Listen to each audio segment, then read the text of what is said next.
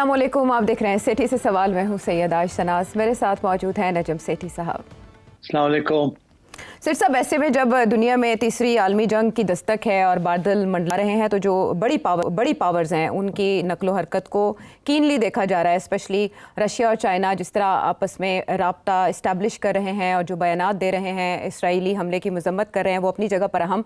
लेकिन दुनिया की सुपर पावर अमरीका या अमरीका का सदर किससे मिल रहा है या क्या बातचीत कर रहा है, वो भी सिग्निफिकेंट है। और ऐसे में जिस मुलाकात का सबसे ज़्यादा डंका बज रहा है वो हमारे फील्ड मार्शल आसिम मुनीर साहब की अमेरिका यात्रा, और उसमें ये एक बड़ी मुलाकात है जिसकी रिपोर्टेडली पहले शेड्यूल की गई थी फॉर 45 मिनट्स, लेकिन ये एक्सटेंड कर दी गई फॉर 135 मिनट्स, यानी 2 घंटे तक ये बातचीत चली गई। ये इतनी अहम थी और कहा जा रहा है कि उसमें बाहमी दिलचस्पी के उमूर इस कदर दिलचस्प थे कि मीटिंग एक्सटेंड करना पड़ी। अब उस मुलाकात में जो शुरका थे वो भी अहमियत के हामिल हैं कि हमारे जो नेशनल सिक्योरिटी एडवाइज़र हैं, हमारे DGIS भी हैं, आसिम मलिक साहब भी हमरा थे, आसिम मुनीर साहब के, और दूसरी तरफ स्टीव विटकॉफ थे और मार्को रूबियो थे। और इनके साथ ये 5 लोग उस मीटिंग में मौजूद थे जिसमें मुख्तलिफ नौइयत के अमूर पर बात की गई। और उसके बाद अमेरिकन प्रेसिडेंट डोनाल्ड ट्रंप ने सहाफ़ियों के सवालों के जवाब भी दिए। इस एक मुलाकात की बहुत सी डायमेंशंस हैं जिस पे हम आज के शो में बात करने जा रहे हैं। हमारे डिफेंस मिनिस्टर ने भी उसके ऊपर तबसरा किया और उसमें उन्होंने थोड़ा बहुत हाइब्रिड मॉडल को भी टच किया और बताया कि इस मुलाकात की जो इफादियत है वो हाइब्रिड मॉडल के लिए क्या है। लेकिन मैं आपसे ये जानना चाहूँगी, पिछले हफ्ते हम बात कर रहे थे इस जंग के तनाजुर में ही, और फिर विजिट पे भी हमने बात किया फील्ड मार्शल आसिम मुनीर साहब के। सो आप एक्सपेक्ट कर रहे थे कि ये मुलाकात होगी और ऐसे होगी कि 45 मिनट से 135 मिनट तक रिपोर्टेडली चली जाए, और फिर आपको इससे मुलाकात से सरप्राइज हुए या आपको शॉक मिला? एक तो 3 सवाल पूछ लिया आपने।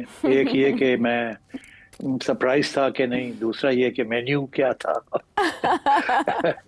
वो तो चस्के बात के लिए। ये है कि अच्छा चलो, बात ये है कि यस आई थिंक जब ये अनाउंसमेंट हुई कि जनरल साहब जो हैं वो वॉशिंगटन जा रहे हैं और वहाँ उनकी मुलाकात ओवर लंच होगी विद द अमेरिकन प्रेसिडेंट, तो yes I think we were all surprised. और शायद हमने जो सिग्नल्स इससे पहले हो रहे थे वो हमने पिकअप नहीं किए, मगर ये बहुत खुफिया तौर पे ये सारे सिग्नल्स भी, सिग्नलिंग तो हो ही नहीं रही थी। अब ख्वाजा आसिफ कहते हैं कि जी इसकी तैयारियां तो काफ़ी अरसे से हो रही थी और इनको ये पता था। मैं नहीं समझता दिस इज़ करेक्ट। ये सवाल ये है कि हमारी तरफ से ये रिक्वेस्ट थी कि हमारे आर्मी चीफ को मिला जाए, या उनकी तरफ से कुछ पेशकदमी थी कि we want to meet with your army chief. This is not clear, but एक दो चीज़ें बड़ी क्लियर हो रही हैं, उस वक्त नहीं क्लियर थी। एंड आई मस्ट कन्फेस मुझे भी क्लियर नहीं थी। जब DGIS साहब को NSA बनाया गया तो उस वक्त यही कहा गया था कि क्योंकि ये रिटायर होने जा रहे हैं कुछ अरसे के बाद, तो उसके बाद NSA की भी जरूरत पड़ेगी, तो कंटिन्यूटी होनी चाहिए, तो इसलिए हमने इनको लगा रहे हैं। तो इसके ऊपर कुछ दो राय नहीं थी। It was a very good option, क्योंकि इन्होंने पहले भी अमेरिकन एडमिनिस्ट्रेशन के साथ तल्लुकात बनाए थे और अच्छे तल्लुकात बनाए थे, और इनकी तारीफें हो रही थी पेंटागन में भी और स्टेट डिपार्टमेंट में भी। मगर ये जब अनाउंसमेंट आई कि FM की प्रमोशन हो रही है आर्मी चीफ की, तो उस वक्त भी सोचा कि हाँ जंग जीते हैं, डिजर्व्स इट, तो कोई ऐसी बात नहीं है, अच्छी बात है, चलो बना दें, वेरी गुड। मगर ये नहीं सोचा कि इसके पीछे शायद कुछ और सोच भी हो। अब जब हम नज़र दोहराते हैं तो लगता ऐसे है कि जब ये बात हुई होगी कि आर्मी चीफ की मीटिंग करनी है हमने प्रेसिडेंट के साथ, तो दूसरी तरफ से सवाल ये खड़ा होगा कि किस हैसियत में, क्योंकि जनरल साहब है, and president doesn't meet army chiefs like this, he only meets heads of state and he only meets prime ministers and presidents. तो किस सूरत में, तो शायद ये डिस्कशन हुई हो कि जैसे जनरल कियानी की एक मीटिंग हो गई थी प्रेसिडेंट ओबामा के साथ, वो शेड्यूल्ड थी मगर नहीं भी थी। शेड्यूल्ड इस तरीके की थी कि ये गए थे मिलने के लिए अपने काउंटर पार्ट्स को, पेंटागन के और स्टेट डिपार्टमेंट के, और फिर इंतज़ाम ये किया गया था कि प्रेसिडेंट ओबामा जो है विल ड्रॉप इन, वो चलते चलते आ जाएंगे, अच्छा हेलो हेलो हाय हाय, और वहाँ जल्दी से 2 बातें हो जाएंगी। बिकॉज आर्मी चीफ लेके गए थे उस वक्त के आर्मी चीफ जनरल कियानी, एक ब्रीफ लेके गए थे जो कि वो प्रेसिडेंट ओबामा को देना चाह रहे थे। तो मैं समझता हूँ कि ये बात तो यहीं से शुरू हुई होगी कि is there any way that army chief can have an interaction with president Trump. मगर ये जब जब ये बात हुई होगी तो फिर मेरा ख्याल है बात आगे बढ़ने के लिए हो सकता है ट्रम्प ने कहा हो कि मैं मिलना चाहूंगा, मगर ऐसे तो नहीं, ड्रॉप इन वाली बात तो नहीं, कोई लंबी बात भी हमने करनी है, तो इसको सही तरीके से ऑर्गेनाइज किया जाए। तो फिर मेरा ख्याल है ये फैसला हुआ कि अगर फील्ड मार्शल हो जाते हैं ये और वो एनएसए हो जाते हैं, तो फिर एक फील्ड मार्शल जो है is almost like a head of state, he is actually above everything else. So then maybe एक प्राइवेट मीटिंग हो सकती है with the president, and the president can have a luncheon meeting, because उनको भी जरूरत थी हमारे army chief को मिलने की, और हमारी भी ख्वाहिश थी कि हम अपना एक point of view put across करें, because as you know these are difficult times and it was important for the army chief के वो सिर्फ चाइनीज लीडरशिप के साथ नहीं, अमेरिकन लीडरशिप के साथ भी इंटरेक्शन करना चाह रहे थे। और प्रेसिडेंट ट्रम्प जो है वो अननोन क्वांटिटी थे, और आसिम मुनीर साहब भी अननोन क्वांटिटी थे for the other side. So I think इस किस्म की बात चली होगी, जहां फिर ये जाके बात बन गई कि उन्होंने कहा जी ठीक है हम इसको प्राइवेटली बुला लेते हैं फॉर लंच। इसीलिए आपने देखा कि किसी गाड़ी के अंदर झंडा लहराते हुए ये नहीं गए टू द पोच जहां वो उतरते हैं बाकी प्रेसिडेंट्स एंड प्राइम मिनिस्टर्स। ये ही went up the stairs like private guests too, और अनऑफिशियल विजिटर्स। आपको याद नहीं है, मुझे याद है कि कारगिल के बाद जब नवाज शरीफ साहब मिलने गए थे to president Clinton on July the 4th I think it was, जब उनकी छुट्टी का दिन था, यहाँ इमरजेंसी थी, और नवाज शरीफ साहब भी सीढ़ियाँ चढ़ के गए और सीढ़ियाँ चढ़ के उतरे। और इनफैक्ट मुझे अभी तक याद है कि जब उतरे थे तो बिल्कुल वहाँ 2-3 लोग ही थे उनको रिसीव करने के लिए, और ये गाड़ी में बैठे और बाहर गाड़ी सड़क पे थी एक किस्म की। सो मतलब है कि ये भी उसी किस्म की सिचुएशन थी। They wanted to have a chat but it not as head of state because he is not head of state, but at the same time एक कुछ इम्पोर्टेंट डिस्कशंस करनी थी। हमारी तरफ से मेरा ख्याल है ये इम्पोर्टेंट डिस्कशन करनी थी about the system that we have, about Imran Khan की democracy, stability and so on.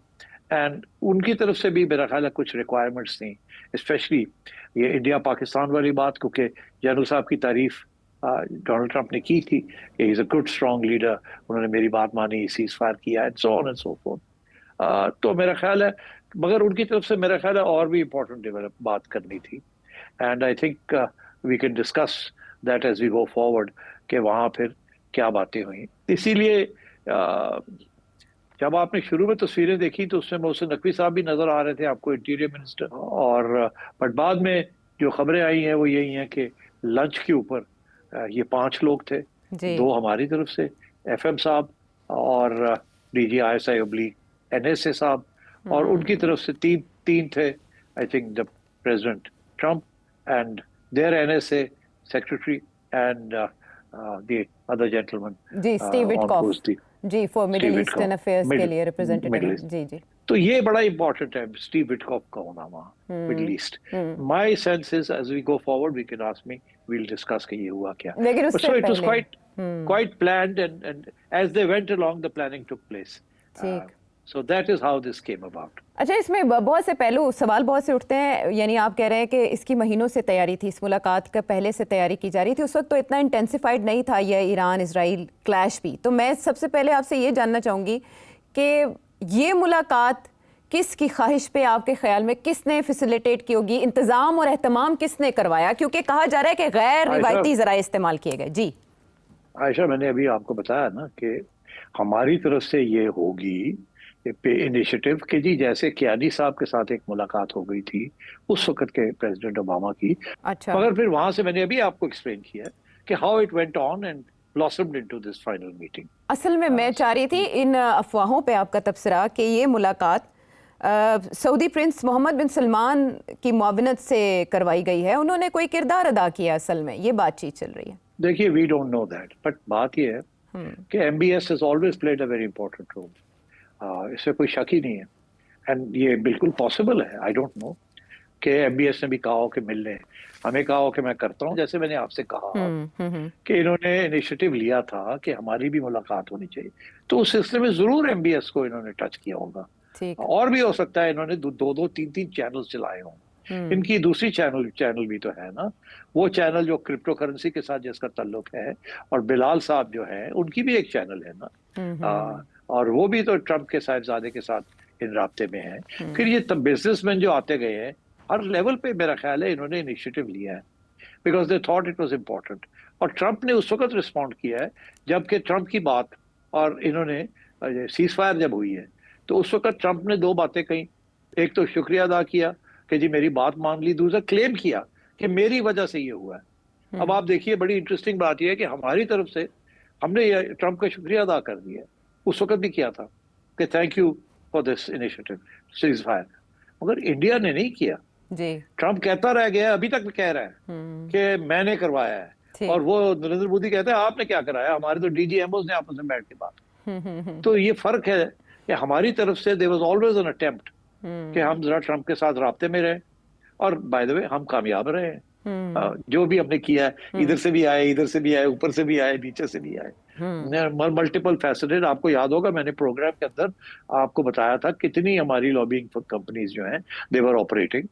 तो ये एक कंसर्टेड एफर्ट था लॉबिंग का, बिलाल का, एमबीएस का, प्रेशर हमने डाला हुआ था कि किसी तरीके के साथ हमारी मुलाकात हो जाए, मगर जो फाइनली जब ये हुई तो it was beyond expectations, which is why everybody was shocked and surprised. और हमारी तरफ से हैप्पीली वाह वाह मजा आ गया, और इंडिया की तरफ से उनकी वो तो मेल्ट डाउन हो गया वहां, तो क्या होया कि साढ़े नाल हाथ हो गया जी, उल्टी पड़ गई सब तदबीरें। अभी तक तो ऐसा ही चल रहा है। इंडिया के कॉन्टेक्स्ट में भी बहुत अहम सवाल मेरे पास है, लेकिन जैसे ख्वाजा आसिफ कह रहे हैं कि ये ताल्लुकात की 78 साल की तारीख में सबसे अहम मोड़ है।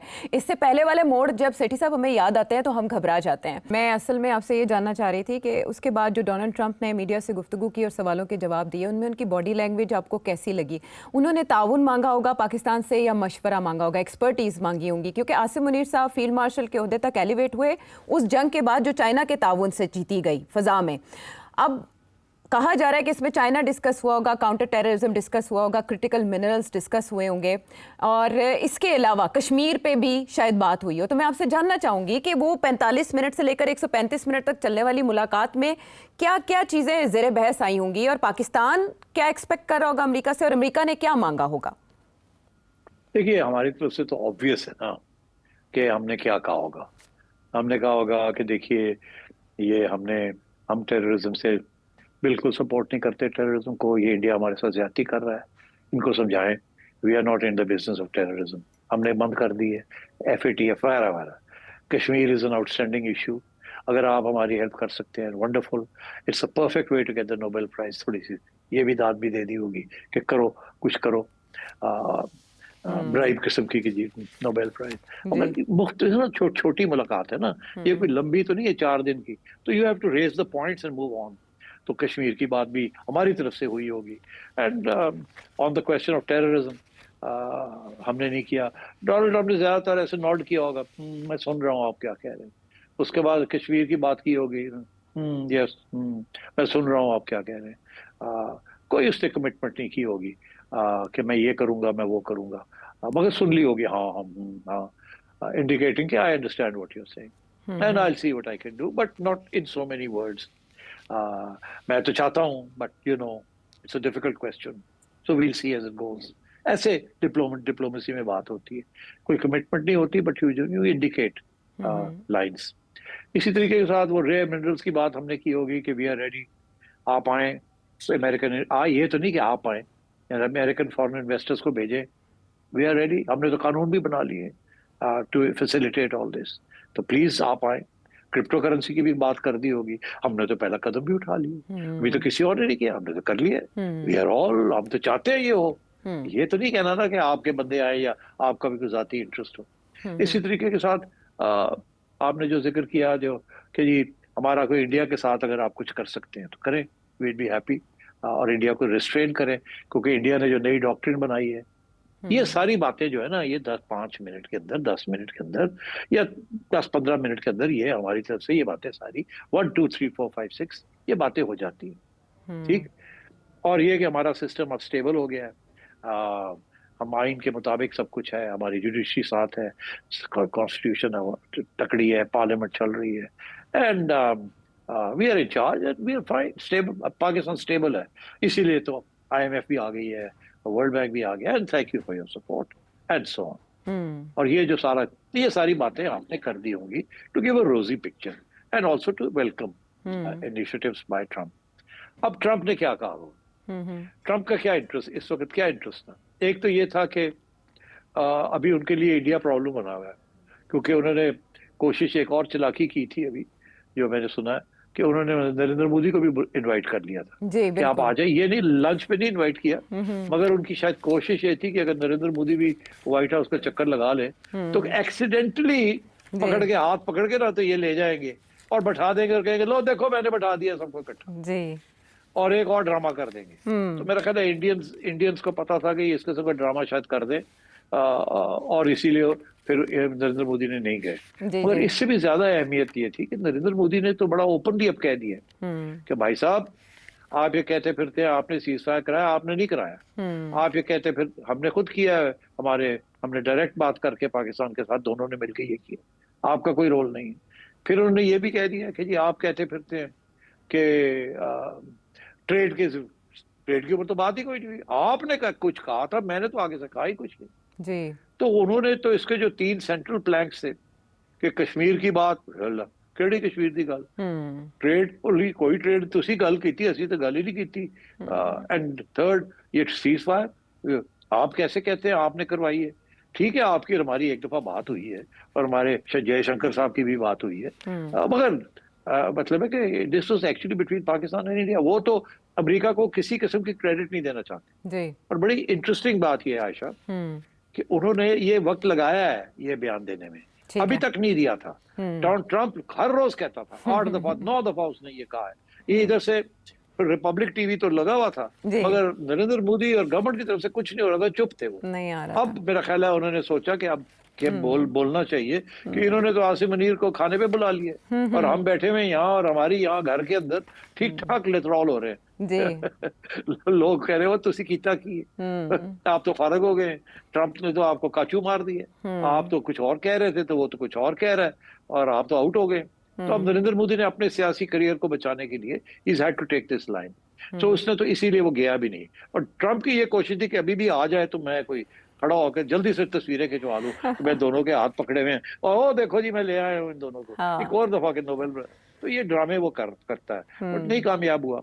बट डेफिनेटली हमें जो उसने पैगाम दिया है, अब मैं उसकी तरफ जाता हूँ जी।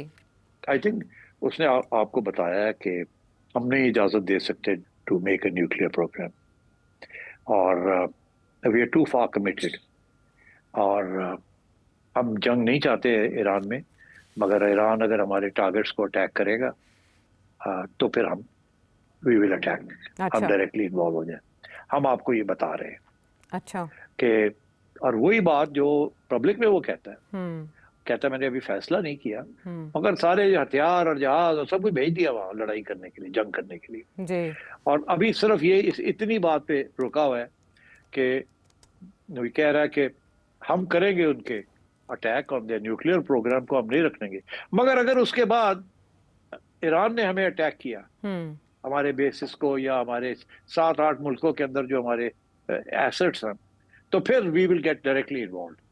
अभी तो वो सिर्फ directly involve in the war against Iran नहीं कर रहे, अभी they may get involve in the war against the nuclear programme, which means कि वो जो 2-3 न्यूक्लियर साइट्स हैं उनको हैवी B2s के साथ अटैक करें और इजराइल को और भी फैसिलिटीज दें कि वो कंटिन्यू करें their attacks on the nuclear facilities. इसीलिए वो टैंकर्स भेजे हैं वहाँ और इसीलिए कुछ और फाइटर जेट्स भेजे हैं ताकि इजराइली जो है वो खुद कर सके एंड अमेरिका उनको फैसिलिटेट करे, बिकॉज आप छुपी हुई बात तो नहीं है, America is aiding Israel with weapons और पूरी लिस्ट है the weapons that America is giving them और अभी दे रहे हैं, and also this refuelling tankers जो उन्होंने भेजे।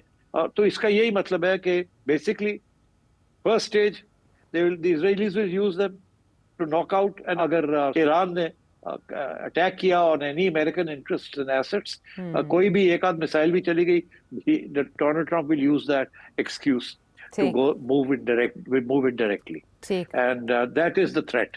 और पाकिस्तान को ये कहा है कि आई नो कि देखो ना ये क्या कर रहे हैं, ये है वो है, और आपको भी हम बता रहे हैं कि this is that moment where we need our friends to stand with us. ये नहीं कहा कि you know if you are not with us you are against us, ये बात उस लेवल तक नहीं कही, मगर इशारा वही है, इशारा वही है कि देखिए उसकी वजह टाइम है या बात नहीं, मुझे ब्रेक का काफ़ी देर से कहा जा रहा है। मैं चाह रही हूँ कि इतनी इंटरेस्टिंग गुफ्तगू चल रही है कि ईरान की बाबत क्या मुतालबात पाकिस्तान से किए गए होंगे, तो थोड़ा सा हम इसमें सस्पेंस रखते हैं, क्योंकि ज़ाहिर है दुनिया दिलचस्पी से देख रही है सारे मामले को। ईरान मोहतात रद्द-ए-अमल दे रहा है, तो दूसरी तरफ जो वॉल स्ट्रीट जर्नल की खबर थी हमले की इजाज़त देने के मुतालिक, उसको डोनाल्ड ट्रंप ने मुस्तरद कर दिया है। ये भी एक अच्छा शगुन है कि वो भी मोहतात चल रहे हैं। वापस आते हैं एक ब्रेक के बाद।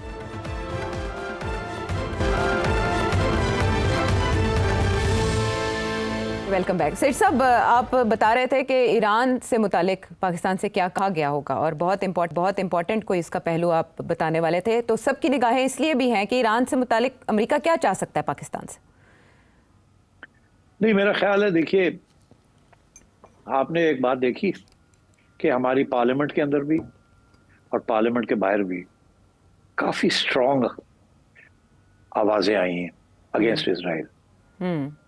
हमारे अपने मिनिस्टर्स हैं और कुछ नून लीग के लोग हैं जो बाहर बैठे हुए हैं, कुछ अंदर बैठे हुए हैं। बड़ी स्ट्रॉन्ग कंडेमनेशन आई है।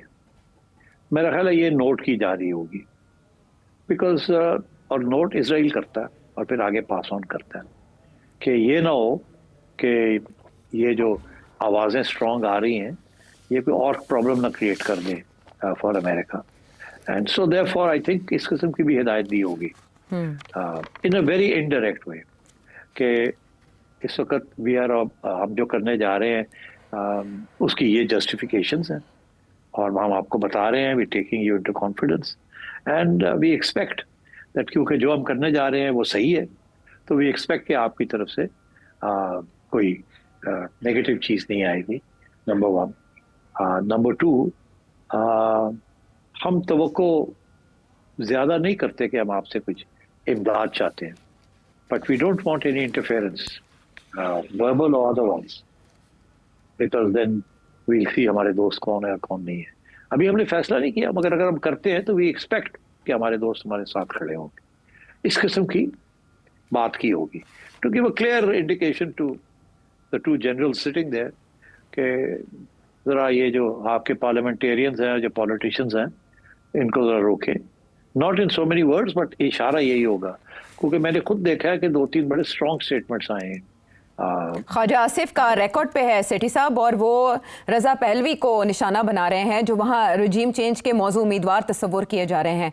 तो इस कॉन्टेक्स्ट में आप बात कर रहे हैं कि रजीम चेंज के लिए पाकिस्तान का कोई किरदार हो सकता है ईरान में?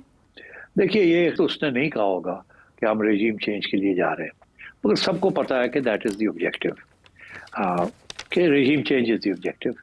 उसके बगैर America and Israel can never rest assured कि ये न्यूक्लियर प्रोग्राम रिवाइव नहीं होगा एंड सो ऑन। देखिए ना, उनका तो बड़ा स्ट्रेट फॉरवर्ड, उन्होंने रजीम चेंज हर जगह पे करा दी है। उन्होंने लिबिया में करा दी है, उन्होंने सीरिया में करा दी है ठीक, उन्होंने पैलेस्टाइन के अंदर कराने की कोशिश की है, एलिमिनेट करने की कोशिश की है एंड सो ऑन। तो अब वो वक्त तो था कि अब ईरान में they want regime change in Iran, because उनका ख्याल था कि ईरान ये सब चीज़ों के पीछे है, and that was a fact, a proxies थी in many ways for Iran।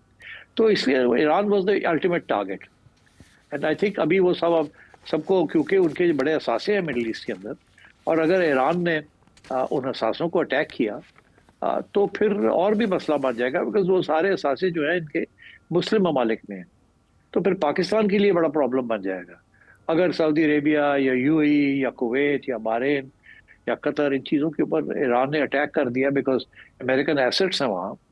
तो then we will be in a very difficult situation कि हम कहाँ खड़े हैं फिर, अगर सारे ये सब के ऊपर ईरान अटैक करता है और फिर काउंटर अटैक आती है तो फिर वेयर आर वी, हम कहाँ स्टैंड। तो आपको याद होगा कि एक वक्त था जबकि MBS ने हमसे इमदाद मांगी थी अगेंस्ट द हूथीज जी। उस वक्त नवाज शरीफ साहब की हुकूमत थी आखिरी स्टेजेस, और मेरा जो अंडरस्टैंडिंग है कि नवाज शरीफ साहब का ये ख्याल था कि सऊदी अरेबिया को हम ना नहीं कर सकते, मगर इमरान खान साहब बाहर बैठे हुए थे और उनका बड़ा सख्त प्रेशर था, तो सवाल ही पैदा नहीं होता कि हम इन्वॉल्व हो जाएं, और पार्लियामेंट के अंदर काफ़ी शोर पड़ा तो मियाँ साहब पीछे हट गए, और वो MBS ने वो बात भूली नहीं, उसको ये भी याद था कि मियाँ साहब पीछे हट गए, ये भी याद था कि इमरान खान ने पीछे हटवाया था। जी। तो उसके फिर कॉन्सिक्वेंसेस होते हैं ना।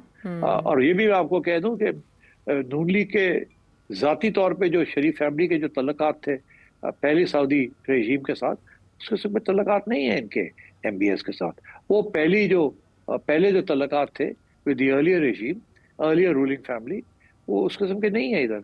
और इस किस्म की मिसअंडरस्टैंडिंग्स भी हैं और इश्यूज भी हैं।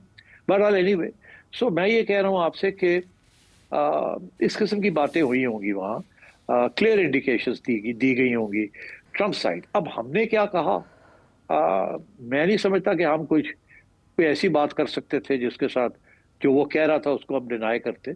हमने सुन ली होंगी, कहीं हमने हाँ में हाँ मिला दी होगी, कहीं रीएश्योरेंस दे दी होगी और कहीं चुप कर गए होंगे सुन के, ताकि ये रिकॉर्ड पे ना आए। कोई ऐसी बातें भी होती है। But as far as Trump is concern, उसने जो भी पैगाम देना था वो दे दिया होगा। ये सारे जंग के जो थिएटर है, इसके अंदर आर्टिलरी शेल्स और मिसाइल्स का शॉर्टेज है ना, सब साइड्स में। यूक्रेन गवर्नमेंट के पास भी, सोवियत यूनियन में भी, पाकिस्तान में भी इतने नहीं है, और ईरान में भी। कल को ये हो सकता है ईरान टर्न्स टू पाकिस्तान से हमें ये दे दें, हमें ये दे दें, तो फिर हम क्या करेंगे?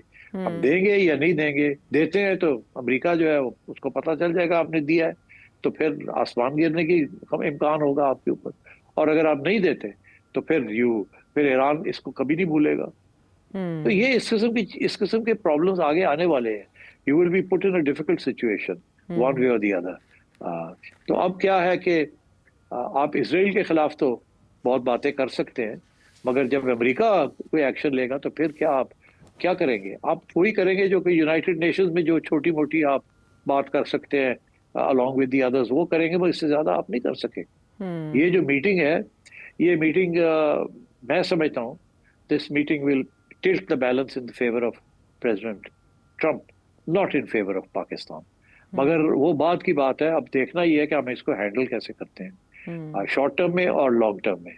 बिकॉज ऑलवेज अमेरिका के साथ सब के साथ बैठना जो है उसके बहुत हेवी कॉस्ट्स होते हैं, एंड इवेंचुअली अमेरिका जब काम अपना करवा लेता है तो उठ के चला जाता है।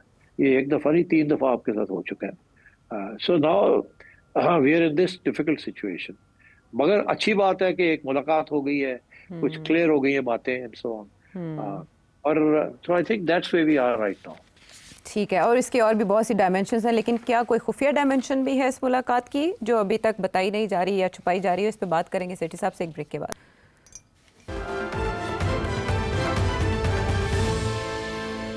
सेठ साहब, मुलाकात ज़ेर बहस है, दूसरी तरफ टेलीफोनिक राब्ते भी हो रहे हैं और रूसी सदर पुतिन और चीनी सदर शी जिनपिंग के दरमियान भी राब्ता हुआ है। और पुतिन ने यह भी बताया कि ईरान ने रूस से फ़ौजी मदद की दरख्वास्त नहीं की। आपने कहा कि अगर ईरान पाकिस्तान से मदद चाहेगा तो मुश्किल, पाकिस्तान एक टफ सिचुएशन में होगा। मीनवाइल ये मुलाकात और ईरान जंग में रशिया और चाइना का किरदार, keeping Pakistan in view as well, आप डायसेक्ट कैसे करते हैं सिचुएशन को? जी हाँ, बड़ी मुश्किल सिचुएशन है फॉर एवरीवन, पाकिस्तान के लिए स्पेशली। देखिए, जब ये मुलाकात हो रही है, अब मुझे नहीं पता टू व्हाट एक्सटेंट पाकिस्तानियों ने चाइनीज को इन कॉन्फिडेंस लिया है कि नहीं लिया। मेरा ख्याल है, उम्मीद है कि लिया होगा, कि हम चाह रहे हैं कि अमेरिका के प्रेसिडेंट के साथ मिलें and we are keeping you informed, और हम ये इश्यूज खड़ा करना चाहते हैं। और यहाँ तक कि मेरा ख्याल है कि अगर इनको मौका मिलेगा तो जो भी बातें वहाँ हुई हैं, they would be well advised to convey all that to the Chinese. इस वक्त आप बड़े खतरनाक मोड़ पे खड़े। इस तरफ चाइना की आप हेल्प ले रहे हैं for your security and for your defence, उस तरफ आप अमेरिका की हेल्प ले रहे हैं for your resources, for your economic wellbeing. तो you are dependent on both. और अगर आपसे गलती होगी ना, एक टिल्ट इधर चली गई या उधर चली गई, तो you will lose the trust and support of the other. और स्पेशली जब अमेरिका और चाइना जो है, they are not just competing, they are in confrontation at some level or the other. तो मैं ये समझता हूँ कि this is a very dangerous situation, sensitive and dangerous, and it will depend on आप कैसे ये समुंदर जो है, इसके जो तूफान इसमें जो खड़ा हो रहा है, उसको कैसे आप ट्रेवर्स करेंगे। बड़ी सटलिटी रिक्वायर होगी, बैलेंसिंग एक्ट्स रिक्वायर होंगे, कॉन्फिडेंसेस लेने की जरूरत पड़ेगी, और बड़ा तरीके के साथ डिप्लोमेटिकली आपको स्टीयर करना पड़ेगा। You don't want to antagonise Iran, You don't want to antagonize China. You don't want to antagonize America. America wants some support from you. China does not want you to tilt over towards America. And Iran wants as much support as it can get from you. अभी आपने देखा नहीं Iran की parliament के अंदर आपकी तारीफें हो रही थी जी, शुक्रिया तो आपका पाकिस्तान। क्या ख्याल है आपका क्या ख्याल है इसराइल के अंदर उसको कैसे देखा जा रहा था या अमेरिकन व्हाइट हाउस में उसको कैसे देखा जा रहा था तो you know these are all things that you have to be very careful about so I think keeping the Chinese informed in confidence and keeping the Americans a little bit at arm's way without sort of pushing them away will require a lot of dexterity.